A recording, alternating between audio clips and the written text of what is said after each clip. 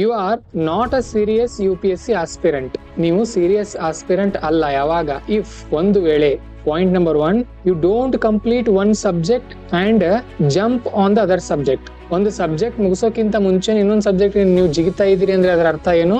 You are not serious.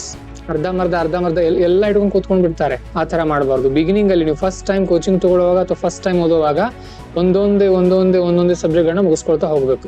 ಅವಾಗ easy ಆಗುತ್ತೆ.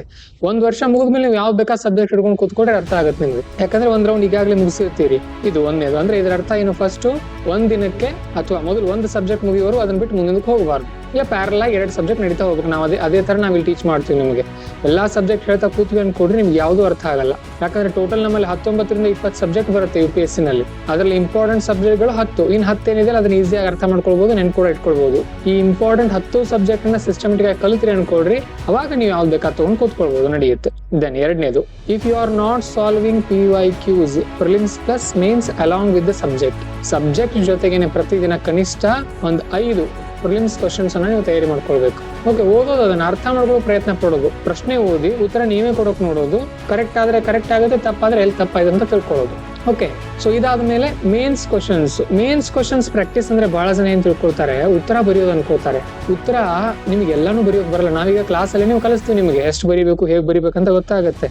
But ಈಗ ಮೊದಲು ಏನ್ ಆರಂಭ ಮಾಡ್ರಿ ಅಂದ್ರೆ, ಪ್ರಶ್ನೆನ ನೋಡಿ, ಪ್ರಶ್ನೆಯಲ್ಲಿ ಏನಕ್ಕೆ ಕೇಳಿದಾರೆ, ಇದಕ್ಕೆ ಉತ್ತರ ನಾನು ಹೇಗೆ ಬರಿಬಹುದು ಅಂತ ಥಿಂಕ್ ಮಾಡ್ರಿ. ಮೈಂಡ್ ಮ್ಯಾಪಿಂಗ್ ಅಂತ ಕರಿತೀವಿ ಅದನ್ನ. ಮೈಂಡ್ ಎಲ್ಲ ಥಿಂಕ್ ಮಾಡೋದು. ಒಂದು ಪ್ರಶ್ನೆ ಇದೆ ಅಂದ್ರೆ ಅದು 10 ಮಾರ್ಕ್ಸ್ ಇದೆ ಅಂತ ಅಂದ್ರೆ ಥಿಂಕ್ ಮಾಡೋದು. ಓಕೆ, ಈ ಪ್ರಶ್ನೆಗೆ ನಾನು 10 ಮಾರ್ಕ್ಸ್ ಹೇಗೆ ಉತ್ತರ ಬರಿಬಹುದು, ಎಷ್ಟು ಸಬ್ ಹೆಡಿಂಗ್ ಬರ್ಬೋದು, ಎದುರುಗಡೆ ಪೀಠಿಕೆ ಏನ್ ಬರಿಬಹುದು, ಕನ್ಕ್ಲೂಷನ್ ಏನ್ ಬರು, ಈ ತರ ಥಿಂಕ್ ಮಾಡೋದು. ಡೈಲಿ ಹೀಗೆ ಒಂದು 2 ಕ್ವಶನ್ ಪ್ರಾಕ್ಟೀಸ್ ಮಾಡ್ಬೇಕು. ಓಕೆ, PYQ ಮತ್ತೆ ಮೇನ್ಸ್ ಯಾವುದೇ ಬುಕ್ ತಗೊಳ್ಬೇಡ್ರಿ. ಮೇನ್ಸ್ PYQ ಬುಕ್ ತಗೊಳ್ಬೇಡ್ರಿ. ಈಗ ChatGPT ಉತ್ತರ ಸಿಗುತ್ತೆ ನಿಮಗೆ, ಕ್ವಶನ್ಸ್ ಅಷ್ಟು ಸಿಕ್ಕರೆ ಸಾಕು. ಓಕೆ, ಕ್ವಶನ್ಸ್ ಬುಕ್ ನಾನು ಆಮೇಲೆ ಹುಡುಕಿ ಹಾಕ್ತೀನಿ ಬೇಕಾದ್ರೆ. ಈಗ ಇದ್ರದ್ದು ಎಥಿಕ್ಸ್ ಹಾಕಿದ್ದೀನಿ, ಹೇಳ್ತೀನಿ ಆಮೇಲೆ. ಓಕೆ, ಮೊದಲನೇದು ಒಂದು ಸಬ್ಜೆಕ್ಟ್ ಮುಗಿದ್ಮೇಲೆ ಮುಂದಿನ ಸಬ್ಜೆಕ್ಟ್ ಹೋಗ್ಬೇಕು. ಎರಡನೇದು ಡೈಲಿ ಒಂದು 5 ಪ್ರಿಲಿಮ್ಸ್ ಕ್ವಶನ್ಸ್, 2 ಮೇನ್ಸ್ ಕ್ವಶನ್ಸ್ ಅನ್ನ ಓದಿ ಅರ್ಥ ಮಾಡ್ಕೊಳ್ಬೇಕು. ಉತ್ತರ ಬರಲಿಲ್ಲ ಅಂದ್ರೂ ಪರವಾಗಿಲ್ಲ, ಕ್ವಶನ್ಸ್ ಅರ್ಥ ಆಗೋಕ್ ಸ್ಟಾರ್ಟ್ ಆಗಲಿ ನಿಮಗೆ.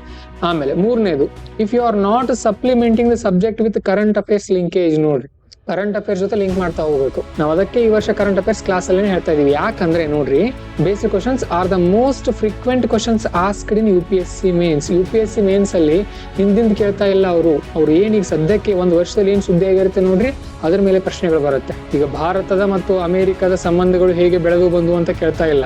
ಭಾರತ ಮತ್ತು ಅಮೆರಿಕ ನಡುವೆ ಟ್ಯಾರಿಫ್ ವಾರ್ ನಡೀತಾ ಇದೆ, ಇದರಿಂದ ಆಗುವಂತ ಲಾಭ ಹಾನಿಗಳು ಏನು, ಇದು ಎಲ್ಲಿ ಸಿಗುತ್ತೆ ನಮಗೆ? ಕರೆಂಟ್ ಅಫೇರ್ಸ್ ಅಲ್ಲಿ ಸಿಗುತ್ತೋ ಅಥವಾ ಹಳೆ ಪುಸ್ತಕದಲ್ಲಿ ಸಿಗುತ್ತೆ? ಕರೆಂಟ್ ಅಫೇರ್ಸ್ ಅಲ್ಲಿ ಸಿಗುತ್ತೆ, ಉಳಿದ್ರು ಎಲ್ಲೂ ಸಿಗಲ್ಲ ನಿಮ್ಗೆ. ಅದಕ್ಕೋಸ್ಕರ ಸಿಸ್ಟಮೆಟಿಕ್ ಆಗಿ ನಾವ್ ಎಷ್ಟು ಹೇಳ್ತಾ ಇದೀವಿ ಅಷ್ಟು ಮಾಡ್ತಾ ಹೋಗ್ರಿ, ಆರಾಮಾಗಿ ಕ್ಲಿಯರ್ ಮಾಡ್ಬೋದು ಇದನ್ನ.